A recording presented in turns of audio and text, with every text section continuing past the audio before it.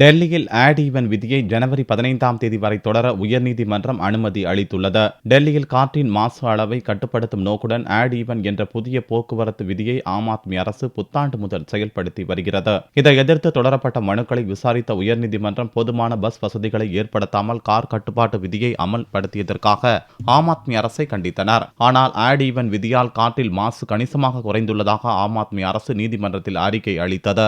இந்த வழக்கு திங்களன்று உயர்நீதிமன்றத்தில் விசாரணைக்கு வந்தபோது ஆட் ஈவன் விதியை அமல்படுத்தும் அரசின் முடிவில் நீதிமன்றம் தலையிட விரும்பவில்லை என நீதிபதிகள் கூறினர்.